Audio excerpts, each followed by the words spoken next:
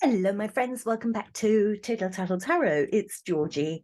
And in today's reading, I would like to look at Jane Parker, born 1505. Now, what's the relevance of Jane Parker?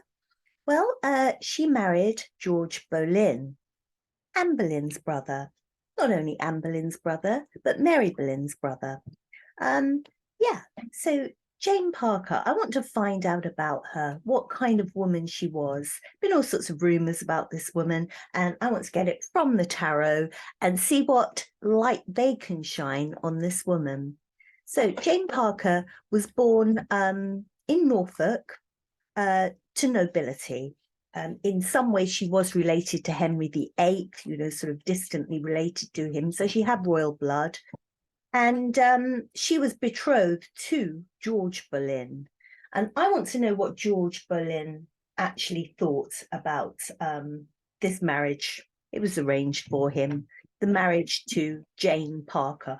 What did George Boleyn feel about Jane Parker?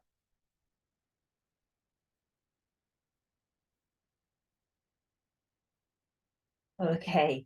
Um, well, he always had his eye out, what's going on. We've got here the Two of Wands, yeah, and the Two of Wands is very much looking out to the future, what's coming to you. He was always looking for an opportunity for love with a woman, an opportunity for maybe a little bit of love with a man.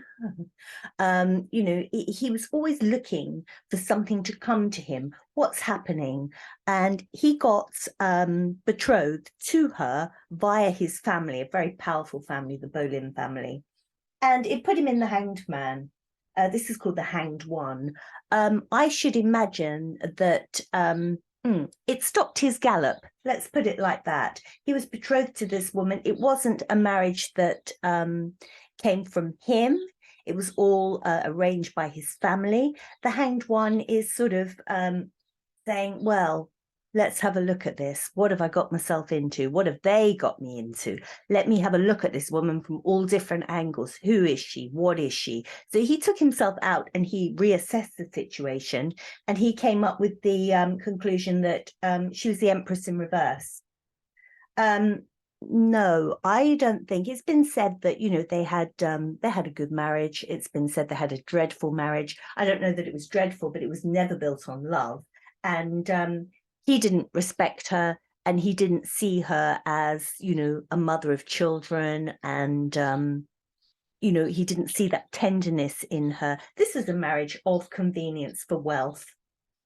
He was always looking out, what can I get next? What woman can I have next? What dalliance can I have next? What will feather my nest within this royal court? And when she came along and she was to be his betrothed one, I think that it really, as I say, it stopped his gallop, and it made him think, oh my God, now let me look at this. Is there any way out of it? No, there's no way out of it. So I've just got to rub along and put myself in the hangman and work out how I can get along with this woman, and how I can make this marriage tolerable, I think, because he saw her as the Empress in reverse. Not good cards here. Not good cards for an impending marriage at all. So when they married, they did very well. George was made up to Lord Rochford, and she became Lady Rochford.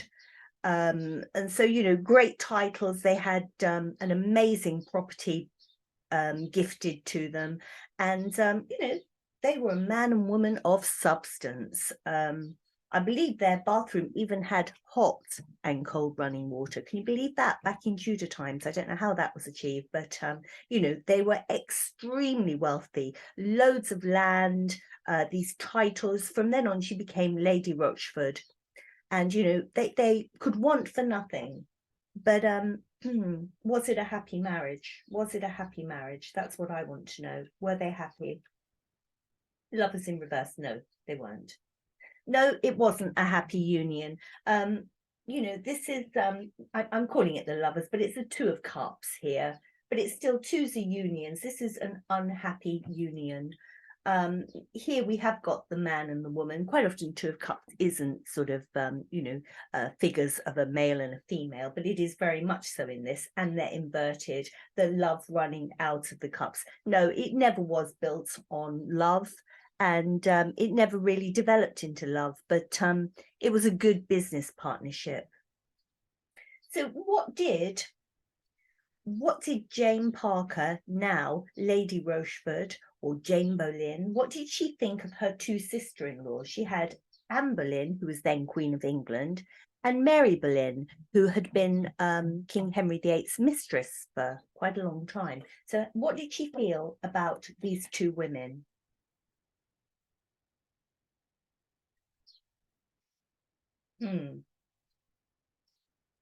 We've got here the King of Wands, and then we have the Ten of Swords. Now, with the King of Wands, I'm seeing this as George Boleyn. George Boleyn was very close to his sisters. He spent an awful lot of time in their company. And I think she felt that the two sisters took her husband away from her.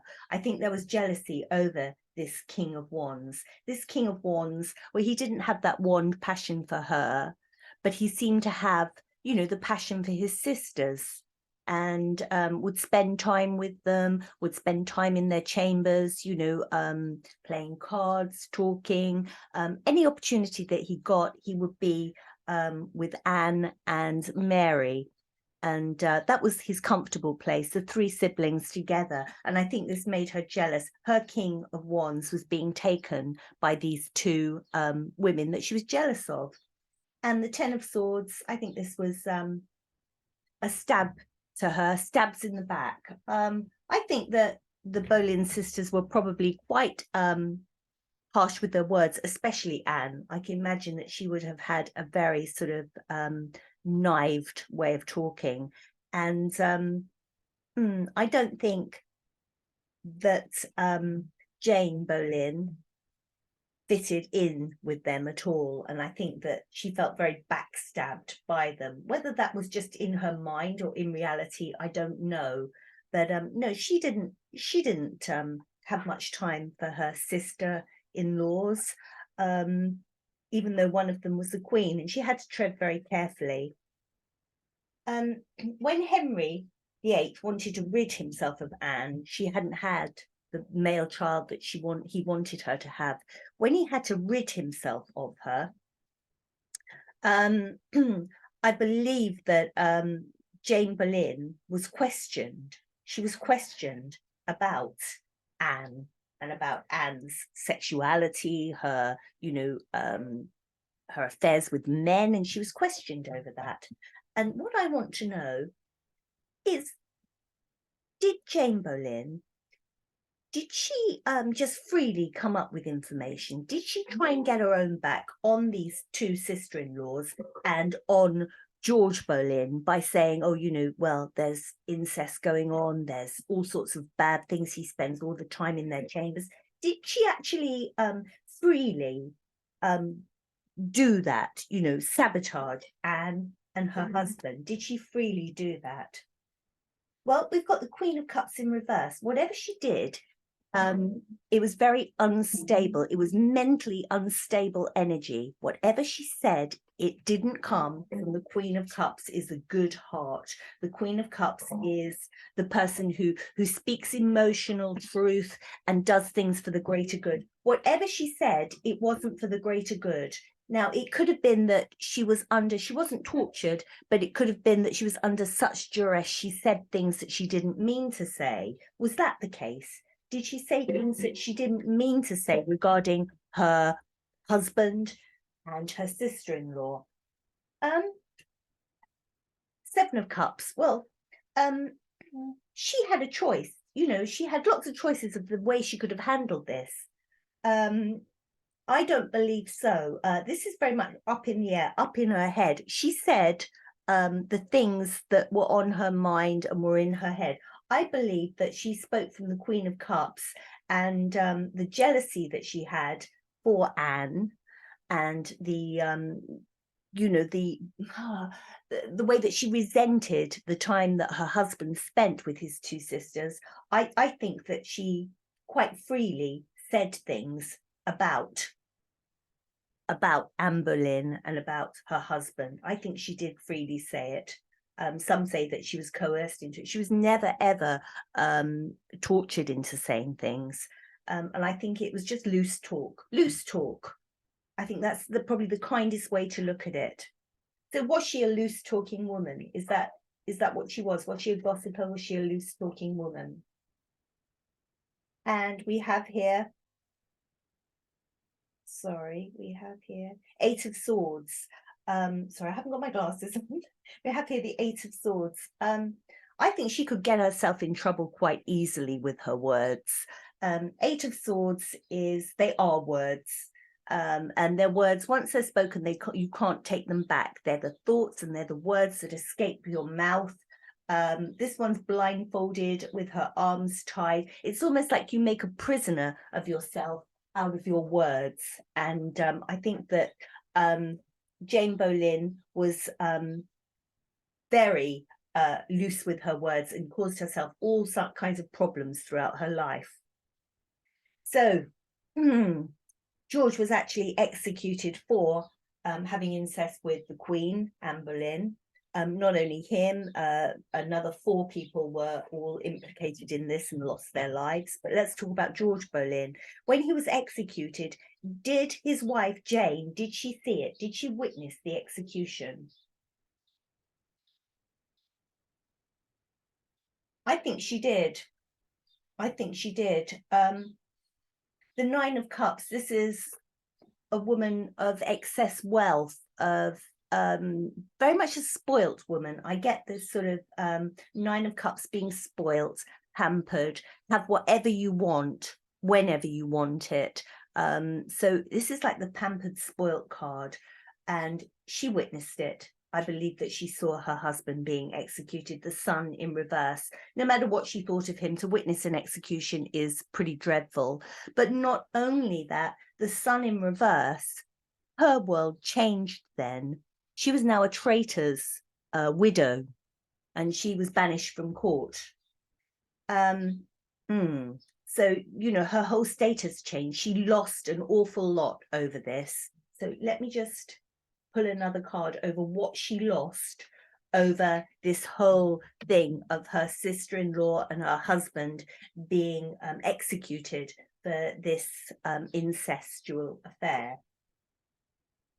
Yeah, she couldn't walk away from what she'd done. She was made to be banished from court, but what she'd said, that stayed with her. The Eight of Cups is very much walking away from a bad situation. She couldn't walk away from a bad situation because the bad situation followed her. Her husband was a traitor, and her sister-in-law, the Queen, was a traitor. And so likewise, she was tarred with the same brush, and she was sent away from court, and she couldn't escape what had happened. So she lost land. I believe she kept her title, but she lost a lot of money. But no more than a year later, she's back at court. So that makes me think that all of this was done because, you know, she was allowed back because she cooperated in the first place. Was she allowed back because basically she dropped them both in it? She said what they wanted to hear. She said what Henry VIII wanted to hear, that his wife was an adulterer with all these men, including her own brother. Is that why she was allowed back in so quickly? Because she played the game. We have here the King of Swords. The King of Swords, yes, I believe so. That's Henry VIII. The King of Swords is, he wanted the lies. He wanted the lies to become the truth, if you like. So she cooperated, and she said that these untruths were true.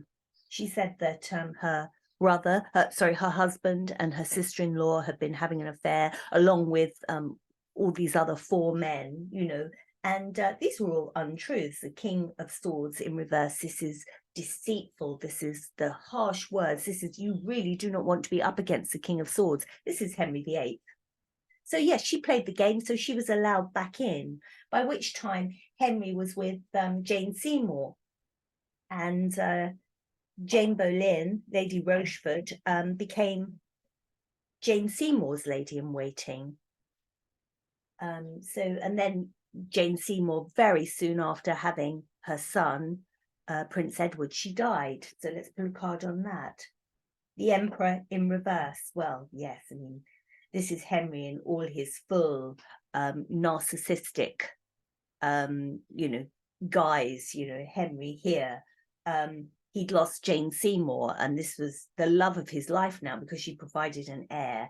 And he would have been intolerable. He would have been absolutely dreadful to deal with. And she was in court at this time. And he didn't waste much time before he got Anne of Cleves over. And he really was the Emperor in reverse with Anne of Cleves.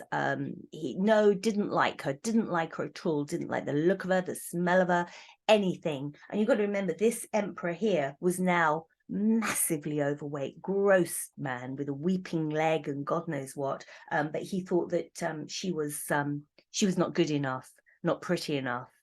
And so this stinking man, this Emperor in reverse, is saying, no, she's got to go.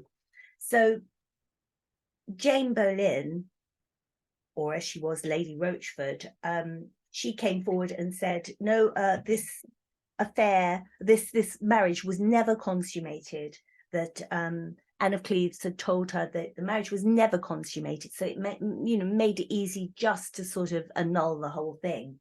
So let's see one about that. Yes, Page of Swords. She was the messenger for that. And I believe it was a message of truth. I don't think that they ever did consummate the marriage. I think that he was too old and too much in pain with his leg. And I think that she was too frightened, to be honest with you. So yes, Jane Boleyn came up with, yes, this was never consummated. And I believe that was the truth. That was the truth message. And so after Anne Boleyn and after Jane Seymour and after Anne of Cleves, we get on to Catherine Howard. And this is where Jane Boleyn's life really takes a downturn. Catherine Howard becomes queen, this young girl. So what did she feel about Catherine Howard becoming queen? Well, she saw this as a really bad thing. It wasn't a good thing for the king. It wasn't a good thing for the country. I think that she saw the vulnerability in this child, because she was a child, and just knew that this was not the right decision for the king to marry somebody like Catherine Howard. So she was in her court, and she was around her, and she facilitated Catherine Howard's affair with Culpeper, with Thomas Culpeper. So let me just pull a couple of cards on this. She was arranging, clandestine meetings between the Queen and Thomas Culpeper. And here we have the Queen of Swords in reverse. It was the wrong thing to do. It was, it was not a wise decision, however or why ever she did it. There are some people that say that this affair was being manipulated because it could prove to give another heir, and by which they would say that the Queen actually had got pregnant by Henry VIII and not by Thomas Culpeper, of course, but that it had happened through Henry VIII. So, they could pass off an illegitimate child as another heir to the throne. There is that thought. The other thought is that Jane Boleyn, or Lady Rochford, was enabling this because it gave her something over the Queen. It gave her some leverage over her. I know what you've been doing, so I'm protected because I know you've got a secret. So whatever her reason, let me just see what cards comes up. Whatever the reason, strength. I think yes, it put it put Lady Rochford, Jane Boleyn, in a situation of feeling she had power.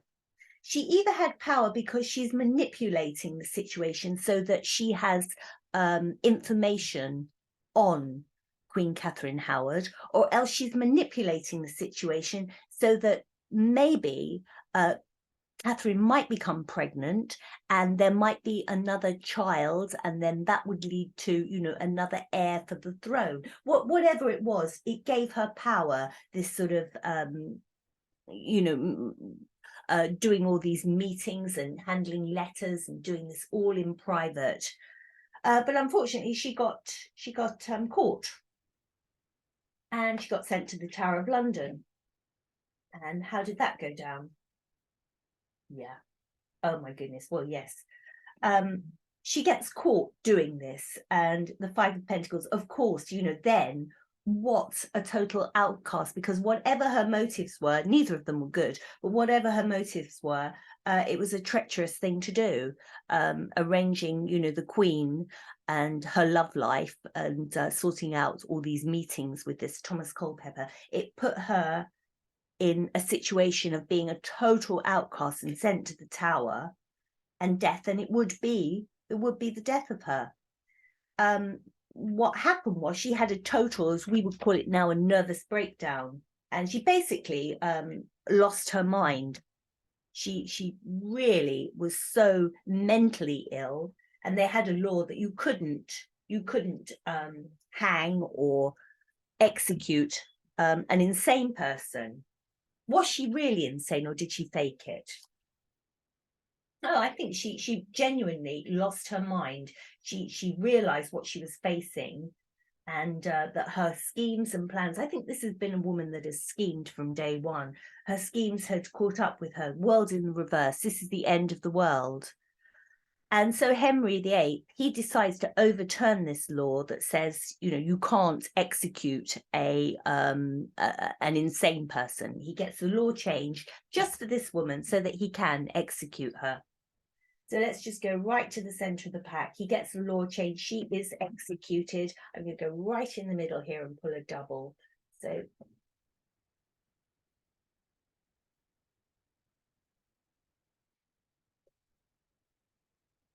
yeah, I mean, it is the justice, the awakening. The awakening is like the justice card.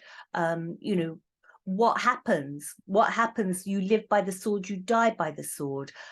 This woman had lived a life of scheming and planning, and that scheming and planning came back to bite her. Look how this angel basically is crouched over the figure here, and it was just the most dreadful situation. She lived a certain way, and all of that planning and scheming and trying to do things to better herself at the cost of others, it came back, and she got her justice, her awakening. So we have the Three of Pentacles in reverse. Well, yes, I mean, there was Jane Boleyn, Lady Rochford, there was Queen Catherine, and there was Thomas Culpeper, and you know, it's all upside down. These three together, for whatever reason, they were doing things, and whatever it was not working together. They were all up for treason. They all died. What a dreadful situation. But I think my cards tell me in this that this was a woman who was fueled by jealousy. She never had children with her husband, George Boleyn. They never had a family.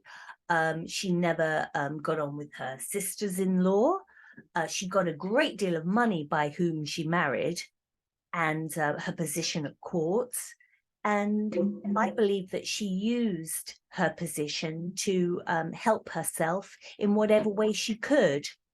And in the end, she made a very bad decision by whatever her motives were with the Queen. It was a terrible decision.